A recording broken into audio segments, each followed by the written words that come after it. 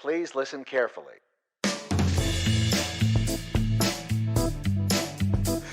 Welcome back to the Focus Story Podcast. This is your host, Smiley. With me today, Van and Shy.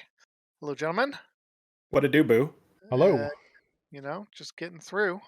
So thank you to all of our um, listeners, Sarah, who have borne with us through like this every other week thing. I haven't actually talked to my co-hosts about this, but I think we're going to be able to after next week we'll be off, but then after that, I'm hoping we'll be able to get back to every week cadence. So appreciate the patience as we've worked through the birth of my son, which has been a very fun time. But we're trying to get back to life as normal a little bit over here. So today, it's been a little bit. We're going to do a disc in the drive, and kind of give an update on some of the games we've been playing, what we've been up to. But before that, we do have a question of the day, and today's question of the day, harkening back, we just did 2 podcasts over the last month about the Batman: The Dark Knight trilogy. So there is an upcoming Batman movie starring, is it Robert Patterson? Something his name? Dude from The Twilight. guy from Twilight, yeah, whatever that Yeah, guy's name is. I think it's Robert Patterson. He was also, I think he wasn't he also in he was in Harry Potter too. I think he played Cedric Diggory. Yes, Cedric Diggory. Um, so what do Robert you guys? Pattinson. Oh, Pattinson. Pattinson. Sorry, Pattinson. Let's get it right. So what do you guys think? Are you guys excited about the upcoming Batman movie? Are you like apathetic? Do you not like him as a Batman? What are you guys' thoughts? Let's start with Shy. I'm very interested. I'm definitely going to check it out. My biggest concern is that it's going to be darker than my taste. Darker than the Dark Knight. Too dark for my taste. Yeah, I mean, I think it looks, from what I can tell, that it's going to be R-rated. That's my sense of it. I don't know that for sure, but the trailer makes it look that way. And it looks, I don't know if you guys have watched the trailers, but it looks really dark. Like, it looks like the Joker is like really like portrayed as like a villain. Like, it looks like he goes dark places, Batman himself. Like, I don't know. So we'll see. Like, I'm very intrigued, but I'm worried that he's gonna be too anti-hero-ish for Double down my on the sensibilities. Yeah. So I may not watch any more if depending on how this one goes. Interesting. What do you think, Van? I think the main character pick is not controversial, but an interesting one in that he as an actor and the Twilight series being attached to his name and everything. Like, I just picture Batman as like a pretty machismo movie, and knowing that he is the main actor might frown upon that, saying like, "Oh, cool, we got Pretty Boy Twilight as our main Batman, supposed to Yeah. carry the thing forward." It's a very shallow way of thinking about it, but nevertheless, the thought came across. Yeah, I'm sure you're not alone in that. Yeah. So anyway, that was the take on him as the main character. But no, I second what Shy's saying. I watched the trailers, and it seems not only darker. It seems like there's just some statements that are made or situations that are portrayed in the 2-minute trailer that seem very mindfully cynical too. So it's like it seems like it is going to make you uncomfortable, which might be a good thing. Who knows? So, but no, I'll watch it. I'll certainly watch it. Yeah. So we'll see. Yeah, I'm more apathetic about it. My time is very limited these days, and time for movies Is and something you want to tell us? shows. Medical condition, or what do you mean? Is I'll keep it a secret for now. You'll probably see Do him you want to running announce it around. on the pod? is You'll this see going to him affect the running. podcast? Running around in the background once he gets a little older. He's almost mobile. Um, but yeah, just I mean, we don't have Sarah and I just don't have the time we used to even to watch things together. Like I mean, we're lucky to find 30 minutes to try to get through an episode It of a gets show. better. And it will get better, but for now things are tight, and with Star Wars stuff and Marvel stuff, like there's a lot to keep track of, and I'm not I'm not a huge Batman guy. I'm not super invested in that, and so, not to say I won't see it, especially if it ends up being good and everyone's like, "Oh, you gotta see this movie." It's like, okay, maybe we'll check it out. But Sarah, in general isn't like the Dark Knight trilogy was too dark for her. She didn't make it past the first one. She said like this is too dark for me, right? And so if they're going darker with it, like now you're gonna add it to a list of movies I'm gonna watch by myself, and like that is a long list that it has gotten very little traction recently. So chances are I will not see it at least for a good amount of time. But I'll be interested when you guys do, since it sounds like both of you guys are going to watch it. I'd certainly be interested in your take and to hear what you thought when we get there. So Saw a meme this morning, and your conversation just reminded me of it. And it's a husband talking to the wife, and they're like, "Oh man, things were so much easier before." And she's like, "Before the pandemic?" And he's like, "No, before the kids woke up." Like not even born, just no, before they woke up this morning. That's so true. Oh man. So the movie comes out March 4th, so we probably don't have to wait that long. It's not that far away. Oh wow. And Smiley, as you talk, I'd see this mental image in my head of like you having like 2 hours of free time. The movie's out in theaters, or even like digitally streaming, and you're looking. In one hand, you have Independence Day, the DVD, and the other hand, you're like, I could watch Batman. You're like, not even. Independence Day is a 3 hour. That's a 3 all right. All right. He's like, all right. Then he's like, well, I guess I have to watch Batman because I don't have enough time to watch Independence Day. We watched this particular movie. We may never know. You know, some say that that's probably one of the greatest movies ever made. Some would die on that hill. Yes, absolutely. All right. Well, listen, loyal podcast viewers, what do you think about the upcoming Batman movie? Do you think Robert Pattinson is a good pick? Do you think it's going to be too dark? Do you plan to watch it? We'd love to hear from you. Our contact information will be provided at the end of the episode, as is our way. So, Disc in the Drive, gentlemen. We haven't talked video games in like months because we haven't podcasted that much, and when we have, it's been about Batman. So, let's talk about what we're playing, and we're going to start with a joint assault from Shy and Van because they've been playing a game together. So, whichever one of you guys wants to take the lead, take it away. Van, why don't you take the pilot role in this, and I'll kind of co-pilot on this since you have a longer history with Battlefield and PC first-person shooters in general. I do. It's not much longer, though. I feel like you guys have been jumped into FPSs with me for quite a while now, considering that I've known you for probably 80% of my gaming career now. So, well, outside of like Nintendo days. But yeah, so in 10 days. It's a good one.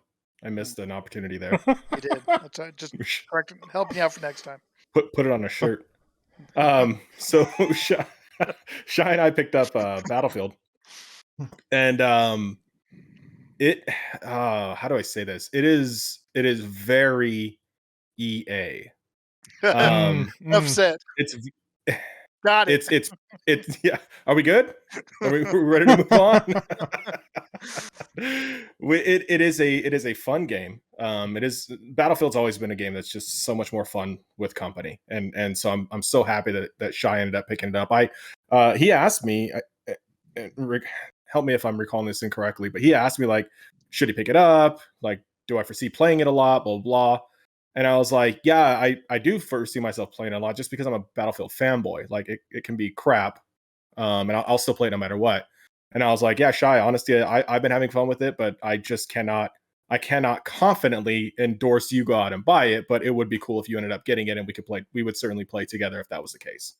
And then he ended up doing so. Some of the hesitations I had was just at how there are a lot of things that still need to be fixed, and to EA's credit, they went out and did like some heavy patching. Like they went hard in the paint, the month it was released, and this is right going into the holidays and everything, and they did some heavy patching on some things that were top of mind broken issues, and they did a mostly good job fixing it. And I say mostly because even in their patches there were things that they said they fixed that didn't end up getting fixed, and they were pretty critical fixes too, like being able to revive somebody near a wall was supposed to have been fixed, and I think even to this day it's still not fixed. I still run into conditions where it's better, but it's much better. It's much better, but yeah. So anyways, they man, those patch lists are crazy. They are kind of like if you're playing an MMO and you have your quarterly update and there's like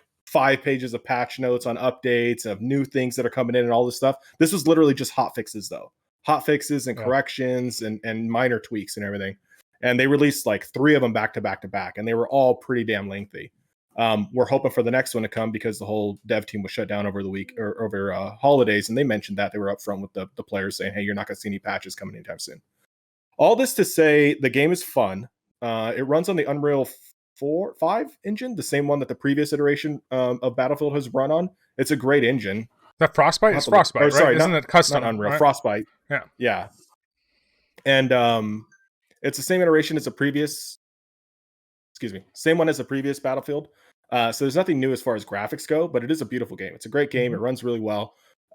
It's a fun game. Again, more fun with players, but yeah, it has its bugs still that I hope they will correct. And any other developer, I would have said, they're certainly going to fix everything. They're going to polish it off. They're going to make it the game it was.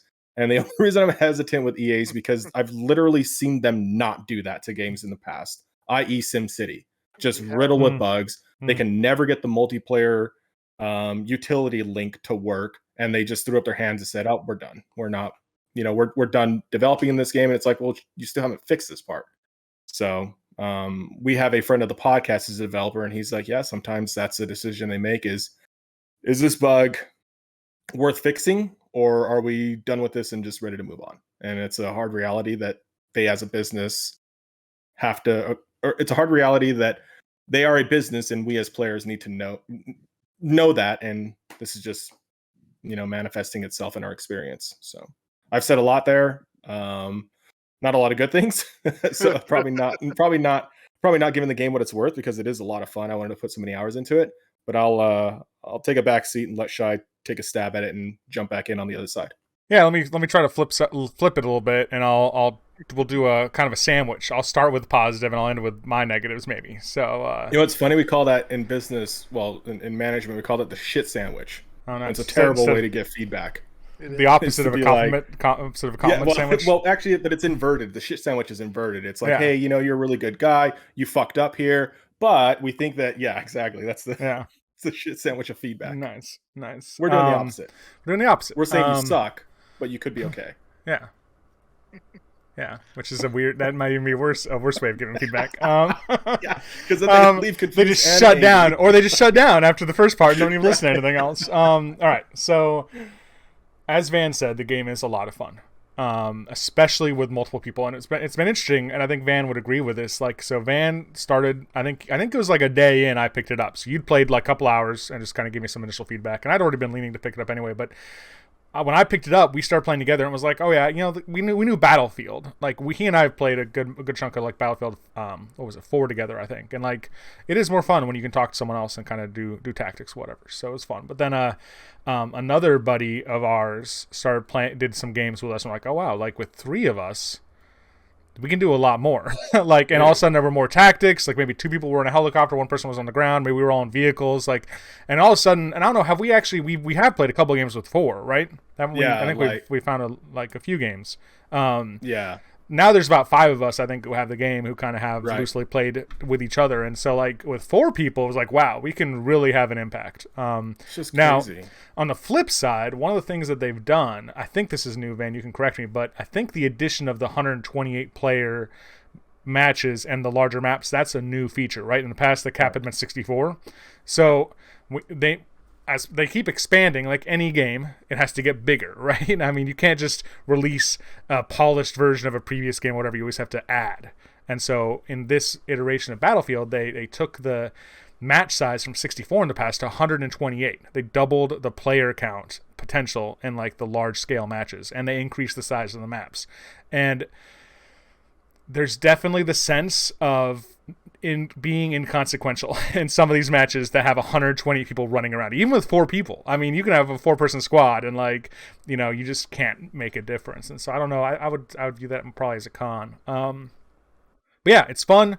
The game seems like it needs maybe a number of additions besides just bug fixes. I know that there were some features that were removed. Van, I think, pointed out a bunch of them to me, but the fact that you, like, initially, I think even still, you couldn't choose a server. As far as like in the past, one thing was you could just like scroll through servers by region and population for matches and just quickly choose. They have a mode called Portal where you can do that, but in the main matchmaking mode you can't. It just auto matchmakes you to a server. There's not a lot of game modes. I I think the weapon variety has been restricted. I will say the T menu, they have a system now with weapons where like in game you can like bring up a quick menu and like adjust your mods, whether your sights, your clips, your barrel modifications. I think that's pretty cool, and I feel like it becomes more natural as you play. How often do you find the need to make those adjustments within the field of play, if you will? So I mean, initially I found it pretty necessary because like a lot of times you move from long range to short range engagements, and so you want to have like a longer range sight and a close range sight. Now, one thing, and I don't know if this is from previous games, but they have hybrid sights. So they basically, and I don't know if this is even a thing in real life or not, but it's like maybe like a 3x scope, and on top of that scope is a red dot sight. And actually in the game, so without going into that menu, there's a hotkey you can press to just quickly switch. So I've actually started using that more frequently now. So I've been using the T menu a lot less. And then I'll pass it to you, Van, in a minute, but I'll end with my biggest complaint as the revive against not being able to revive against a wall was a huge one, and I think that really frustrated a lot of us. In fact, I don't watch it a lot, but are you guys familiar with the Angry Joe reviews? Like, they do. I don't know if you've watched any of his YouTube stuff. Free plug to him. No. All right. But they do funny short videos when they make reviews, and they did a review on like the fact that you couldn't do that video. But the bug that still bothers me, and honestly has led me to be playing it a lot less recently. There's an issue right now where if you're in a vehicle and you exit, you can't aim down sights. So like you're stuck hip firing. And there's no way, as we can tell, to fix it. And like I've tried everything, like getting into the vehicle and getting back out can sometimes fix it. You can try to switch weapons. You can try to switch weapon attachments. The only way I've discovered is to actually redeploy, or get killed and redeploy, and that is annoying as crap. Like we use a lot of vehicles. Like the vehicle combat is fun, and that's how you want to traverse the maps because they're so big. And like when you don't know if you're going to get out and be able to aim down sights, like you're a sitting duck. Like, so there you go. That really has been bugging me. Yeah, and it's bugging it's Battlefield. Another missed opportunity. Make a shirt in 10 days and bugging you. EA really bugs. There's got to be a shirt that says EA really bugs me. Or Bethesda really bugs me. Oh my god, if there isn't, trademark it quick. It's $1 million idea. Copyright though, or trademark. We can copyright it. Anyway, yeah, I mean it's called Battlefield, right? It's not Counter-Strike. It's not. There's a lot of vehicles are necessary on so many levels. I do second that. Like it's incredible how much more impactful you are in a team of people you can communicate with versus you can't. This is one thing that they did in this game that I absolutely hate is there's no in squad communication outside of typing. They won't let you talk to your squad anymore. They got rid of it again for you can only suppose to protect people's feelings.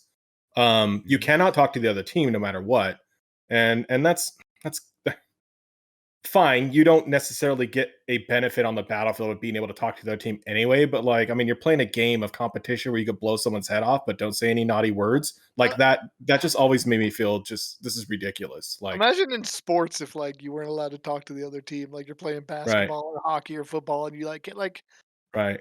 Well, I mean, they have no taunting, but still, like, yeah. Yeah, but there's no taunting. Not in hockey, but in football, there's no referee can hear, right? Like, right? Yeah, sure. How much you think goes on at the bottom of that pile? On the line? Like, yeah, I'm sure there's a lot of. I mean, Warren Sapp was one of the best at it. I mean, we had some good Raiders through there who just. Yeah. Anyway, I digress. So you can't communicate. It's ridiculous. It absolutely bothers me. It's just another systemic thing that I hope doesn't continue to go forward. I hope developers learn from EA's mistake again and say, yeah, they tried this. They got a lot of flack. EA even came out and said, hey, we hear you. We're going to take a hard look and possibly reconsider. I doubt that's ever going to happen.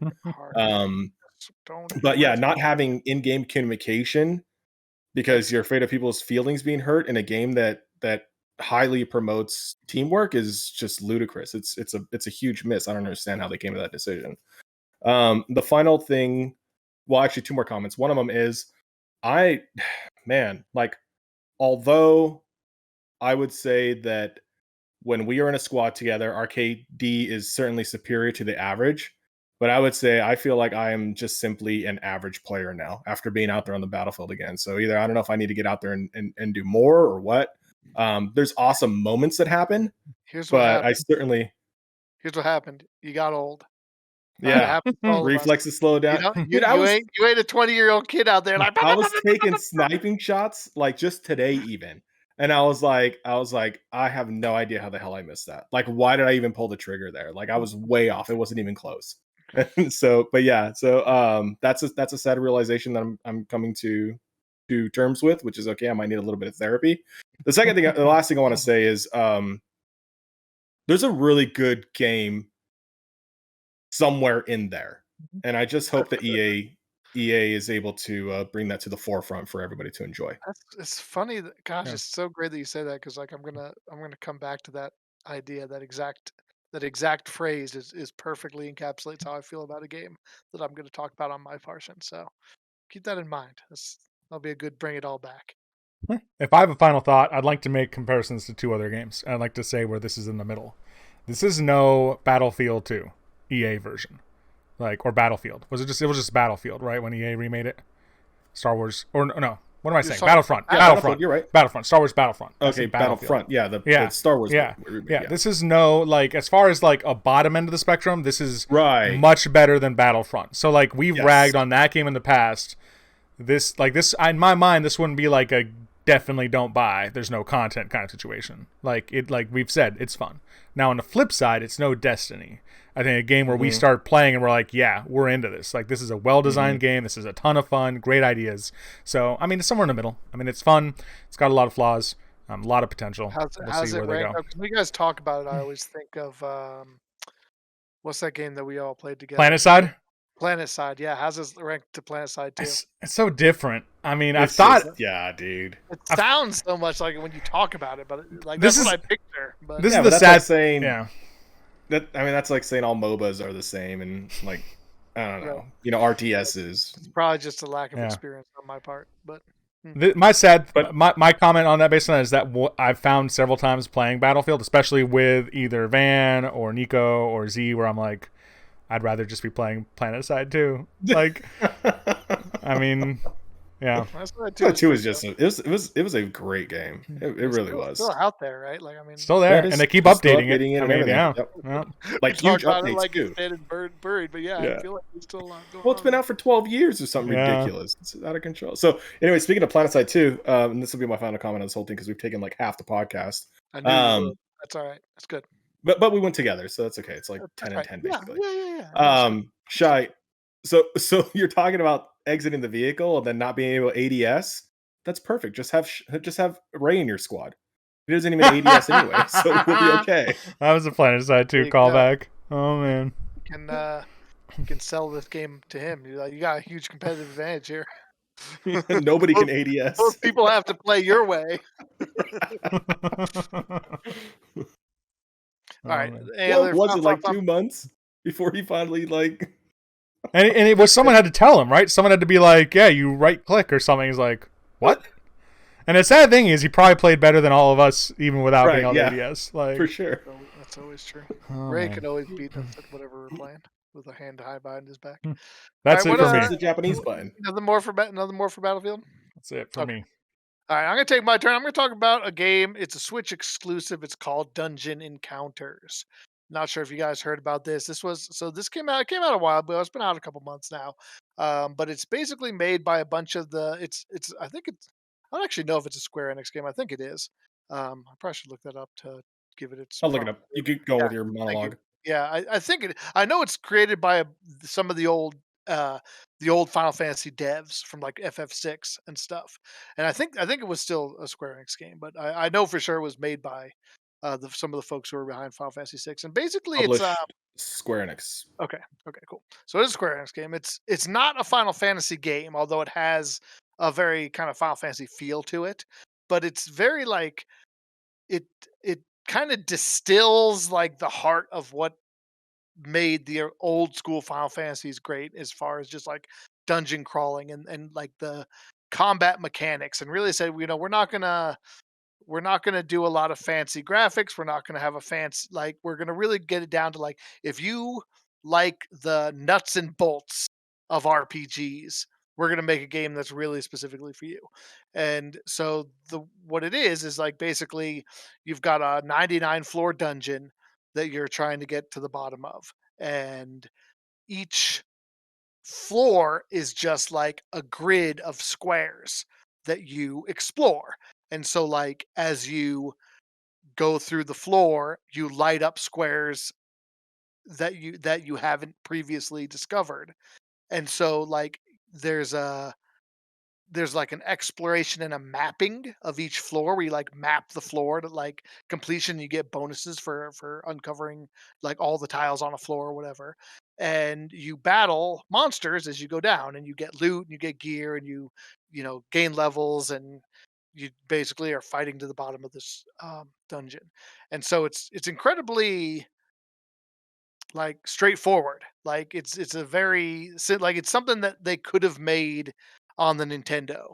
And like it's got a very nice look to it. Like it's actually very polished and stylized, so it's not like 8-bit graphics, but like it's not a very complex game, if that makes sense.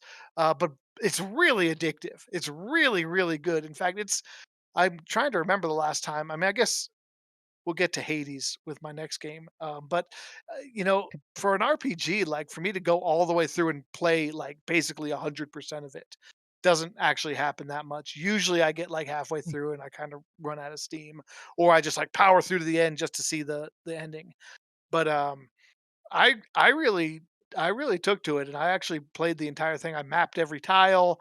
I beat all of the optional sub bosses except for one, and that one I know I can beat. I just in order to do it, I'm gonna have to like farm some. Like I'm gonna have to grind some mobs to farm some drops to outfit my team with the best stuff. And I'm just like, I don't really want to do that just for the sake of beating an optional boss. But like I know I'm in a position to. It's just it would take probably 2 or 3 hours of gameplay to do it, and I just don't have. I mentioned, I don't really have the luxury. But it's got some really cool mechanics. You know, it's got a bunch of different party members that you can rescue from the dungeon. There's a lot of hidden tiles. There's a lot of super cool abilities, both battle abilities and map abilities that you unlock as you explore, which really keeps feeding into that like getting something new, getting a cool new tool to help you navigate the map, to help make things easier, make things more visible. Like, and you're just always like excited for like what's the next thing I'm gonna get. Like the battles are really cool. I think the combat system is one of the most fun I've ever played. Um it does like so you've got like physical and magical attacks, and you can wear physical and magical armor. So you have your hit points and then you have armor on top of it. And to start damaging something's hit points, you have to clear their armor in either physical or magical damage. So you kind of can build your team out like in different ways. You can like really be heavy physical, heavy magical, or balanced. And your enemies, like you'll come different enemies, like some have like a lot of shield and not a lot of hit points. Some have a lot of magic shield and not a lot of physical. So like you kind of have all these monsters have different strengths and weaknesses that you can kind of build your team around how to tackle them.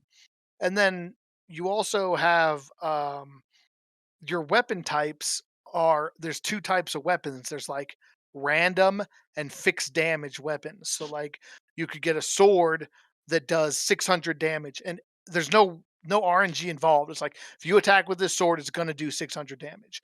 Or you can equip a weapon that has a random 1200 damage. And so it might do 600, or it might do 1200, or it might do 1. And like it's literally it's not like weighted at all. It's a literal even distribution where you never know what you're going to get. And so you can kind of make some decisions based on what you like, how you like to play. Like for me, I tend to like the fixed damage, and like I like to be able to math it out and say, okay, if I attack this dude with this character and this dude with this character, I know I can get through the shield, and then this dude will have enough to kill him. And so it's like bam, bam, bam, 3 hits, I know I can kill this mob. But then you'll come across a weapon, and it's like, wow, my sword does a fixed 600, but this weapon does somewhere between 1 and 4,000. And it's like, ooh, that's hard to turn down. Like, because like on average, I'm gonna be doing way more damage. So it's very fun, and it really gives you that flexibility. And like I said, as you find new stuff, you're like constantly being like, oh, what's worth it? Do I wanna go one way or another? And like my team's changed multiple times as I went down, as far as like for at the beginning, I was very physical focused, and then by the end I was very magical focused. And then at the very, very end, I came back to being very physical focused. So anyway, all this to say, I'm probably going on a little bit here, but I don't think it's a super expensive game. It's not very long. Like I think I probably spent maybe 20 to 30 hours on it at most over the course of having it. So for an art by RPG standards, not that long. Really great pick up and play game. Like I got down to like the 30th or 40th floor, stepped away. I think some other stuff came out. Oh, my son was born. I wonder what could have taken me away. Right. And so then I didn't play it for like 2 months, probably 2.5 months. And then I came back to it and I found, hey, this is actually a great game to play when I've got a baby because like it's turn-based combat. It's literally like there's no action side of it at all. So very easy to just literally drop at the drop of a hat or the cry of a baby. But definitely, if any of that sounds interesting to you, if you like just like the core of exploring and fighting battles, like there's a lot of challenging fights, like there's a lot of dangerous things. And one of the final things I want to say about one of the really cool aspects is so like you get to build your party from a cast of characters. Like you have, I think, like 8 or 10 characters to start, and you kind of pick who you want in your party, and then you can rescue additional ones to increase your to increase your available characters. But if you die in the dungeon, like if your party wipes, like those characters die on the space that you died and they stay there. You don't go back, like they don't get sent back. You go back to the main floor, the adventurers hall, and it's like, okay, you need to put together another party to go rescue those 4 people who just got fucked up down there. And so like that's actually really cool. And like it, it's one of those things where like if you do die, it's not like it kind of keeps you from like just resetting. And the game I think auto saves pretty much everything you do, so it kind of is like that to kind of keep you from save scumming a little bit. But like it's like okay, like there's a lot of times where my group died, and I was like, oh shit, now I gotta put together like a secondary group, and like, do I try to fight my way down there, or do I try to like be evasive and get down to rescue them? And like it kind of makes for some cool situations. So definitely a lot of different ideas in this game that I hadn't seen in any other RPG, which made it a lot of fun.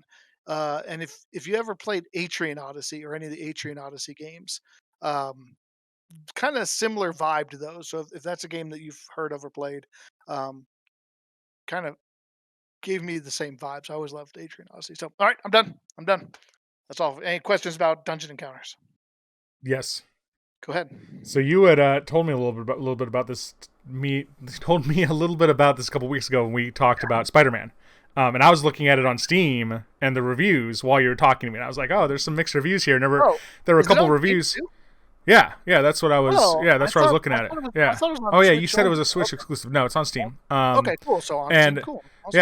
Yeah, which is like it intrigued me. But so a couple of reviews I was looking at, I'm like, oh man, looks like there's some really punishing mechanics. And I was like, I don't want to mention what these people are saying because you were still playing through it. I don't know if you mind if I mentioned a couple things people talked about as far as like punishing things that the game can do to you. Because I was like, this is ask the fan because it'd be spoilers to him. Yeah, I have a feeling I know some of the things. I don't care. Okay. So yeah, so two of the things that stood out to me because I'm like, this sounds like a really cool game, but like very old school and very like you need to be in the mindset of like this will punish you if you make a mistake. So one person was like, and these were both negative reviews, but one person was like, I got to like floor 40, I like fell into a trap door or like fell into a wormhole or something. All of a sudden my entire team are wandering through the dungeon and now I need to go locate them again. Like, and I don't know what floor they're on or where they are. And they're like, I have no desire to keep playing. And it was like a 2-star, like he was like 20 hours played, 2-star, like 1-star review, thumbs down or whatever. Like that absolutely happened to me. And like it happened to me after you said that. And like when it did, I was like, oh, I bet this is what Shai was talking about.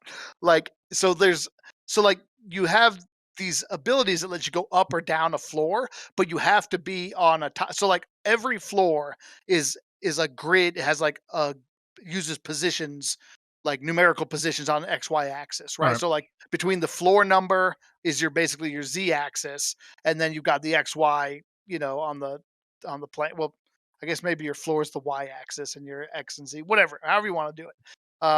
You got 3 numbers that you could like. You have coordinates. You can find. I can tell you exactly where I am based on the floor, the left and the up, down, and the left, right.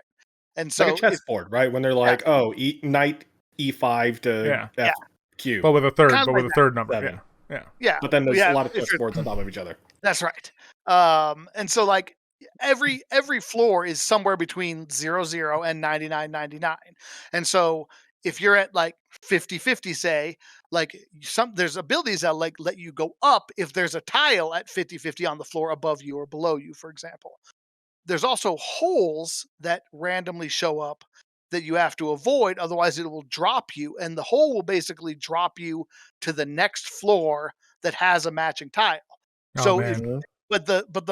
this they move randomly. So in the event that you fall through a hole and there's no matching tile all the way down through 99 floor. So if he was on floor 40 for that to happen, like that is really bad luck. Like it happened to me, but I was on floor like 87 or something. And so it made a little bit more sense. Yeah. But yeah, like your party, it basically treats your party as like they like you die and they just get sent to like 4 random places on this 99 floor domain that you had to go track them down. And like you have ways to track your party down. And like for me, when it happened, it was an inconvenience. I kind of freaked out a little bit, but like I was pretty quickly able to go back and recover my party using all the abilities I had. If that had happened to me at like level 40, ooh, Yeah. like I can see how that would be really been like, well, like F this, like Well, let me run one more by you that I think yeah, was what's even the other one? crazier to me. Like, because I think it's What's that? so, and then cool. Like, part of me is like, if I was playing this, would I be like, damn, this game's cool, I want to keep playing? Or would I be like, I'm not putting up with this shit? I don't know. So, all right, so here's the second one. So, a guy was just starting out. He said he had maybe like, I don't know what the gold quantities are, maybe like 500 to 1,000 gold. I don't know if that's a lot or little, but Oh, I like, know where this it wasn't a lot. Do you know where it's going? Yeah. So, he said he enters an encounter and there's like a thief type mob. And the thief type mob steals from him and he's unable to kill it. And he's like, or he like is maybe it's gonna beat him too, and he's like, I'm gonna run away because like it's just I didn't have that much gold to start with. I'm just gonna start grinding again. He gets out, he checks his gold value. He's negative 25,000 gold. What? He's in the negatives. So he's like, well, maybe I'll just push on a little bit more and like just see what I can do. And so he plays another like hour or so, and he gets to he's having trouble fighting mobs because he has no money to buy gear. He gets to a shop, he can't. That's what it was. He didn't even look at his gold. He's grinding. He gets to a shop. He's down. He's like, all right, I can finally buy some gear, do better. He goes to the shop. He can't buy anything. He's like, wait, what? Like I've been grinding a bit. I should have some money again. He looks and he's still like negative 20,000. He's like, and the same thing. Hands down. He's like, I can't play this game. Like I'm not putting up with this crap or whatever. And so like I thought like it was like, man, how interesting. Like I've never seen that.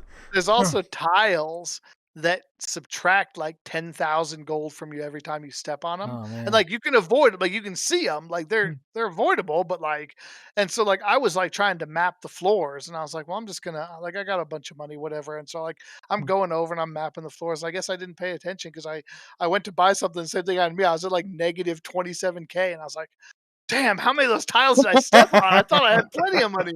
This sucks. But like, I mean, just No. like anything else, you just kind of have to grind through. But yeah, I mean, it's a little bit punishing, and like the fights are hard.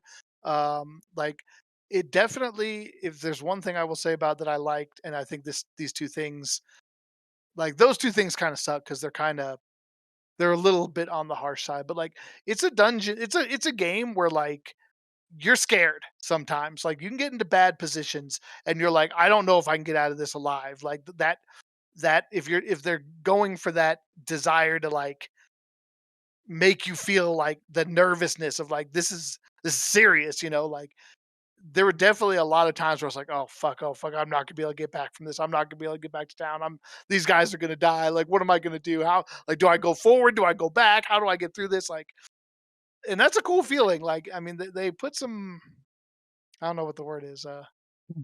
It's not really fear. It's just Suspense? like yeah, or just like like taking it seriously. Like Stakes. they made They put stakes in the stakes. game. Yeah, Yeah. yeah. Like it's not Like it's ribeyes, yeah.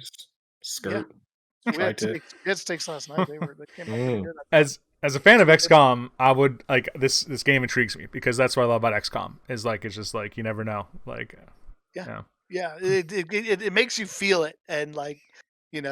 But yeah, so if any of that sounds good to you, you should definitely check it out. Like I said, I had a lot of fun with it. I enjoyed it quite a bit, and I 99% of it. So all right, let's go on to something different. I want to hear about Black Desert Online. So Shy, I'm gonna hand it to you. I don't even know. I don't want it like we're already we're down to the last 20 minutes of our podcast. I don't know how we even talk about this game. Do you have enough time to get this through? game is all I've played. Well, besides occasional Battlefield for like the last month and a half. Like, and it is very occasional. Like, it really bothers me how occasional it is. Like, I'm like, Shy, you are on, I am on, and yet you will not play with me, and I get sad. See, and I go and cut myself sometimes. Oh my gosh! I really the same way. I got on to play some Final Fantasy 11 too, and that's what Shy did to me. He's like, "Hey, I got on to chat with you, but like, I hope you didn't think I was going to actually party with you because I'm not going to do that." Let me read you some stats here. So this is funny. These are funny stats for two reasons. One, Z just got Battlefield within the last 2 weeks. Within the last 2 weeks. Stalking. This is stalking right here. Shy has a total of 71 hours played. I have a total of 61 hours played. Z has a total of 58 hours played. You only have 61 hours played? Yeah, I only have 61 hours. In the last 2 weeks, I was working out of town for two of those weeks. Yeah. Remember, for complete consecutive. Anyway, last 2 weeks. Sorry, Shy. Shy has 3.6 hours in the game. And Z has 57.9. I just feel like you could be doing a little more here to play with your friends. All right. That's all right. Let me say this because we're still talking about BDO. We're talking about Battlefield. Let me look at his BDO hours. Actually, see, I don't think this is harassment right here. That's not fair though, because Shy AFK's on BDO. Yeah, he's always. We'll say that. We'll say that. We'll go with that. Yeah. Anyway, Shy, please take your time. So 250 hours recently. We may do a second disc in the drive if we don't get to maybe. All right, but quickly, quickly, just following up. man, we need to work. In the words of a famous movie that we all love, we need to work on our communication. Because fair enough. Every once in a while, I'm in the middle of BDO and I see a little pop up in Steam that says, "Oh yeah, Van has just started playing Battlefield," but I don't know like how long you're playing. I don't know like what's going on. Like I might be in the middle of something. So like we need to like up our text chat in game and Discord and be like, "Hey, are you like I'm gonna be on in a couple hours. Like, do you want to play or something?" Yeah. I'll be better about that. I'll be better about that. We're airing out dirty laundry. Why don't we just air it all out? Last communication is, "Hey dude, are you going to be on Battlefield today?" And you said, "No, BDO just dropped." And then I said, "Oh, that's pretty rude." And then you said, you just gave me some guy's face in a meme looking at me kind of funnily. That's not, you've exited, you've skipped stuff. I said the season in BDO dropped today. You said, "Oh snap," and Matrix 4, and then you said "One of Us" multiple times, and then Samuel Jackson gif. I like that one. I was proud of that gif. All right. We got work to do. But all right, BDO. A game that the three of us all played at launch, which I think was, I don't remember, 5-6 years ago? Maybe 4? I don't know. It's been a while. The game has come a long way. Dude. That was like 6 years. Yeah, maybe. Yeah, that was a while. Sorry. Yeah. The game's come a long way. Some of the stuff that caused us to quit, I think, are still there. It's still a tremendous grind if you want to get stuff done. So, I mean, I think that part of why we quit was people just didn't have the time to put into it. I mean, maybe that was part of it. I don't know. I think what caused me to quit was everybody else quit. And that may have been it as well. I think usually I think you and I were the last two playing. Like, I think December lasted the longest. Maybe. I think the thing that killed 2014. December 2014. All right, so it's been 8 years. All right. Or 7, just over 7 years. Yeah. The last thing I remember was me and Tankin, and maybe did Ray play with us a bit? I don't remember. But like me and Tankin trying to solo a world boss, and I think Smiley, you came out, and like we spent like 4 hours fighting this thing, and like we're just a boss. I don't know if it was a world boss. We were fighting. And I was like, okay, I can't stay very long. And like I tried to help you, and then I had to leave you. Waste of time. And like I think I quit shortly after that. But so all right. Let me talk a little bit about. I'm gonna try to just hit a couple things. It feels so, and let me use game comparison, Smiley, because I think these will especially speak to you. And I'm not trying to convince you to play. It takes a lot of time, and that's, I hate to say this, one of the main reasons I haven't really advertised it to either of you is because of how much time the game freaking takes to play. Because if it didn't take as much time, I'm like, I would love to be playing this game with Van and Smiley. And obviously, you guys can obviously try it out if you want, but like, I know how like at least Smiley how precious your time is right now, and like, you're not gonna get much done in this game like 3 hours a week. Like wow. But the two games I want to compare it to, and the first one that I want to compare it to is Diablo 3.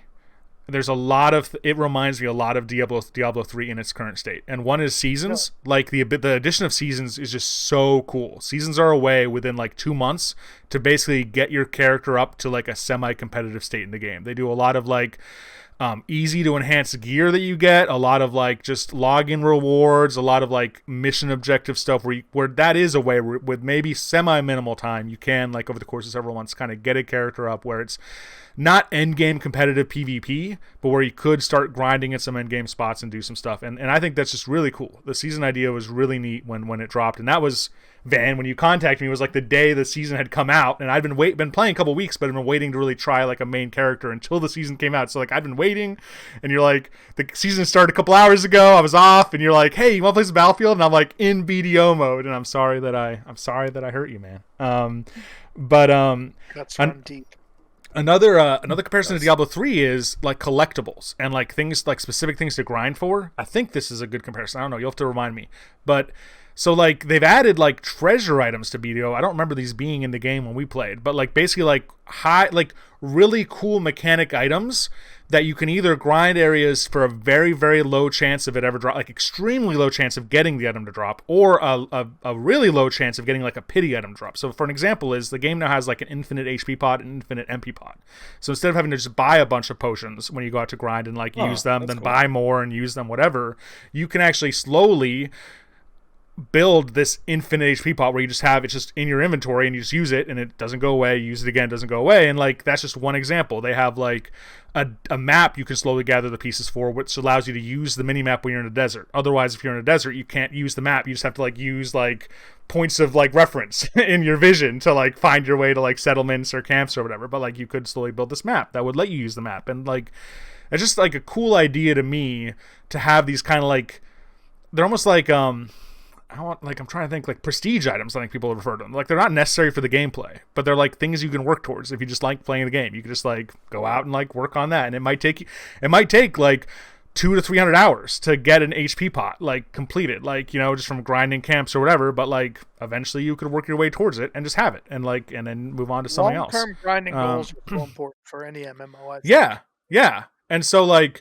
That's cool. So, all right, let me bring up the second point. And like I said, I could talk about Black Desert Online a lot longer. But the other game, and I think you'll understand why I've been playing so much, Smiley, is it reminds me so much of Dynasty Warriors. And I think this is probably an example maybe you remember from just the original game. Like the game combat is just fun, in my opinion. And I don't know if you guys remember this. It just has weight. Like when you hit enemies, there's like weight to it, and like the physics and animations of like the characters are just so good. And like now there's like it's something like 20 classes, and there's now two combat types per class. They have a succession and an awakening. So they've like the original weapons. So like I'm trying to think of like an example. Like you guys remember when Musa came out, the samurai, like I got really into it and they used a katana, like standard katana to fight. Well then like they released a whole new type of like weapon for every class called Awakening, where they got a new weapon. I think they'd like announced it before we quit. Like they'd announced Awakenings, they just hadn't released any yet. And so like Musa then gets this halberd, and they start fighting with a halberd, and they have like more wide range attacks, and it's like flashy. And so like there's like, you think of like 20 classes with 2 different types of combat each. There's like 40 or 50 different playstyles in the game. And like, I don't know. I love Dynasty Warriors. And I love Diablo. I enjoy games where you just go out and grind mobs and you just kill a bunch of mobs and where it feels good. I mean, Destiny was very similar, right? Like, and in my opinion, BDO just scratches that itch. It just scratches that itch. If you're not looking for some like edge of your seat MOBA PvP, and there's a lot of PvP in BDO, and it is, I think, at the higher levels competitive and fun. I haven't really done a lot of it, but if you just want something you can just like put some music on, put a YouTube on, just go out and just like kill mobs in a rotation for like an hour or two, and like while you're drinking, you know, your whiskey, or I don't know what people do, but it's just a lot of fun. And like I said, like and starting with a season would be a great way to get into it, because it has entry points that are good. Can I ask, is it like I remember we went back to Terra that one time, and like they had like basically like gutted like the whole zones of the early game, and like things were like completely different, and like a bunch of like the early story stuff had been kind of cut out and accelerated to get people through. Like, is that the case, or do you feel like if you start a brand new character today, is the early game still like intact, or have they kind of redone everything and kind of streamlined it? The early game is intact, when you do a season, you have the option, if you've played through the story, to actually do a basically like very, very minimal story progression on your season character, which makes sense. Like I think like in a game like that, you don't want to play through the season more than once, or through the story more than once.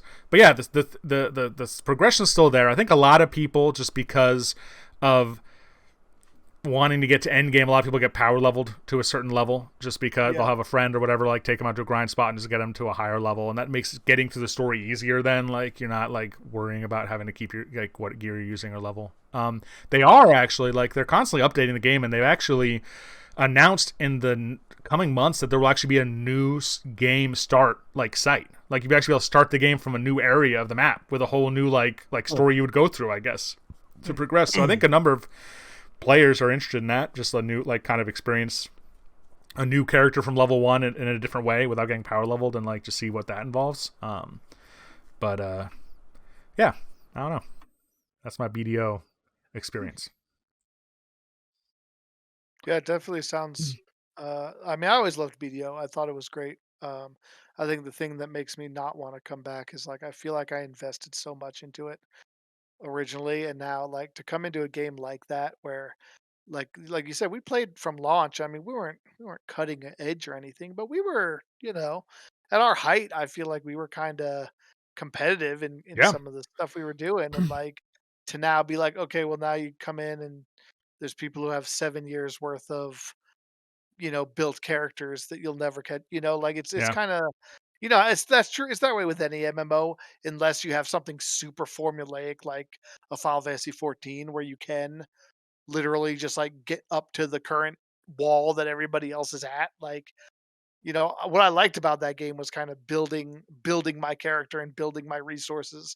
And now I feel like, yeah, it's very daunting. And like to your point, it sounds like you need a lot more time than I would have to dedicate to it, which is too bad because it does sound good. And as I said, I loved BDO back in the day. That was a great. That's probably, other than Final Fantasy 11, my favorite of the MMOs that we tried as a group, and there were many.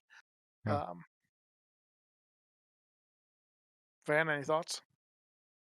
Now, I actually picked it up for cheap, just to have it, and I installed it, and I started a character for an hour, and I was like, "This is a rabbit hole I don't want to go down right now." So I'm gonna put this on pause. I'm gonna put this on pause. The game is they've graphically enhanced it. It's beautiful. It's very fluid. That it does look really cool.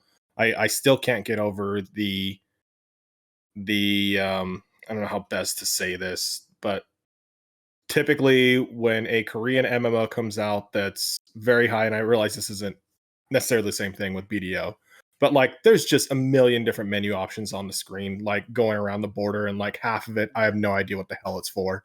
So it's just like it was a little daunting seeing the UI, and so I was like, okay, this looks like it has potential. I'm just not ready for this right now. You know what, Van? And Maybe just you and backed me will out. join Shy in a couple of years when our kids have given us a little bit more breathing room, right? Yep, If they're still definitely. developing it, Shy's still playing it. Planet Side 3, baby. That's what we'll be playing Oh, then. dude, that day, everything else is just gonna go on the back burner for a while. All right, Van. What do you got? I can't remember if I mentioned this before or not. I think I did, but I finished Far Cry 6, which is awesome. They've done something new in this Far Cry iteration, which I haven't seen in previous iterations. And so typically Far Cry has a map, and there are outposts, and you take over the outposts to gain control of regions and all that stuff. And it's not unlike Far Cry 6. However, there's also checkpoints, and then they've added a couple other small flares. And typically, once you conquer the map and you beat the final boss, which I have, and all that fun stuff, you're done with the game, right? After that, you could just platinum it. You can just check off all the things. Well, they started doing insurgencies, which is pretty cool. So it's like a weekly challenge where the main antagonist's team, which is still alive, right? Because just because you beat the boss doesn't mean you beat the whole monarchy or whatever you want to call it. Palpatine's dead, but the Imperials are still Right. there. Well, is he though? Because all of a sudden he comes back with no Well, explanation. He has a bad kid, and example. we want to go in Bad there. example. Bad example. But might happen in this, by the way, because of the way. So they're no. It might actually might be a perfect. He was cloning example. himself. It might be a perfect example Maybe it's a for example. without going too much into the way this game ends, for any of those who want to play it, might be the perfect example. But anyway, the point is, the Dark Lord. the regime still exists, and it's not unrealistic to think that the powers that be would still be there. So, anyways, you get insurgencies weekly that show up, and they will literally take over regions of the map, and you have to fight them back to gain, whatever stuff. In this, it's shit. What is it called? Oh, moneda, money, basically moneda. Moneda. It took me a while to think about it because me and my friends just call it Moderna, like after the vaccine. So we're like, oh hell yeah, I got 500 Moderna vaccines. So, anyways, genetics don't work on me. Only Moderna. Jeez, with the Star Wars throwbacks. Sorry. So anyway, you get insurrections that happen weekly. Oh no. And so we've been. It takes like maybe an hour and a half, 2 hours to push the insurgency back and get all that. But it's pretty cool that they've figured out a way to keep the game to have an afterlife, even after you've beaten the final boss. Yeah. Far Cry is also notorious for releasing expansions. And I think the new expansion is supposed to be coming up here within the next month or so. So we'll see what happens with that. But I might dive back in that again. It was a great game. I really loved playing with it. Playing the game with Tommy CQY12A, who's a friend of the podcast, and we had a lot of fun with it. So if any Far Cry fans out there who haven't picked it up yet, I don't know why you haven't. It's a great game. Go out there and you have fun. All right. Well, I feel like I have a lot to say on Hades and Shin Megami Tensei 5, and we don't really have time for that. But I don't know how much more you guys have, so I don't know if it's worth doing a whole nother podcast. Zero. I have zero more to talk So you guys got to talk about. Do you have Zero Dawn left? It's because I spent too long on Dungeon Encounters, I guess. All right. Well, maybe next time Disc and Drive comes up, I'll revisit some of these. I will say Hades is an awesome game, and you should definitely check that one out. I've spent way too much time with that one. Is it multi-platform? Yeah, that one I think is on like everything. Honestly, I got it for Switch, and I've beaten everything that except I can't beat Hades' like final alternate form. Like if you put him in if you can like put him optionally on like super hard mode, and like I just can't get past him. And I don't know that I ever will. I just don't think I have the technical skill. Like my character is as strong as he can be. Like I don't have a lot of other upgrades, and I fought him last night again with what I felt like was a really OP build. Like I took out everything on that run. I took out Chiron as one of the optional bosses on the way. Like I was killing it. I went in with full health and 4 charges of Death Defiance for people who know what that means, and I couldn't take him down. I lost in the 3rd form, so I just don't think I'm good enough. So, but that game wasn't even his final form. No, it was his final form. Oh, okay. Sorry. The 3rd form was his final form. Oh, I guess it doesn't apply here then. No, it doesn't. But yeah, if you want a fun like action game, like I couldn't recommend that one highly enough. Very, very well done. Best progression I've ever seen in a roguelike. Shin Megami Tensei 5, there's a lot to talk about that. I'm still playing that though, so I'll probably give that its full thing. I don't want to give a hot take on that, but there's a good game in there somewhere. There it is. I was wondering. We're waiting for it. Yeah, it's not as hard to find maybe as in Battlefield. It's a good game. It's just again, I'll give it the credits due. But Hades game looks pretty retro, dude. It's awesome. The game's freaking sweet. It's really. Let's go pick it up. Yeah, I have it on Steam, and it was great on Steam. It's. Do you think it would lend itself? Where do you think it would lend itself better to, the mouse and keyboard or the Switch handheld? Controller. I used the controller on Steam. I didn't use the mouse okay. keyboard. I'll pick it up on Switch so I can do either one. That makes sense. It's not really it's an action game. Like it's so you want it. I think you'll want it on Switch. It's great too. It's a great like before bed. I think like if you're the kind of person who brings your Switch up, yes, a little all bit, day. Like because you can put it in pause evening before night. Like basically it'll save after every room you complete. So like if you turn it off mid room, it'll actually reset your progress for the entire run. I don't know if you guys knew that. I did that once because I picked like the wrong boon. And I was like, oh, I don't want that. And I turned it off and I tried to soft reset it. And like, it was like, yeah, you can't just like cancel in the middle of a room just because things go badly. So it took you all the way back to the beginning.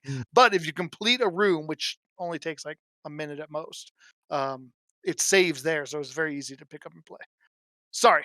Do you guys have anything else before we get to the spiel? Any other thoughts for the disc and the drive? No? I have a question for Van about Far Cry 6. Yeah. Did the villain live up to your hype? I mean, it's a low bar. Yeah, I was gonna say, all right, cool, all right. He's in it. You weren't disappointed. He does no, not at all. He's in it enough, and he does a fantastic job as that villain. So yeah, great. Do you want to remind our listeners who maybe weren't with us last time we talked about it? Because it's that dude from Mandalorian, right? I always forget his name. Yeah, Giancarlo Esposito, I think his name. Yeah, there you go. Yeah, awesome actor. One of my favorite actors recently. Guy's amazing. He was also the Pollo guy in what was that movie about making crack? Breaking Bad. Yeah, or that series Breaking Bad. Yes. Yeah. All right. Well, good to be back, gentlemen. We have a lot, I think, to get to, a lot in the can for the podcast. So it'll be good to be getting back to these every week. But just a reminder, next week we still will be off one last time, and then we'll be back on our weekly schedule, hopefully, assuming no unexpected, unforeseen challenges. So if you want to talk to the Focus Target podcast, if you got some ideas for things we should talk about, if you have questions you'd like to ask us, or if you have any feedback, we would love to hear from you. We can be found on Twitter at Focus Target, on YouTube, Focus Target Podcast. All of our old episodes and such are out there on YouTube. We are streaming live on Twitch, twitch.tv/Focus Target Podcast. And, the best way to reach us, of course, is focustargetpodcast@gmail.com.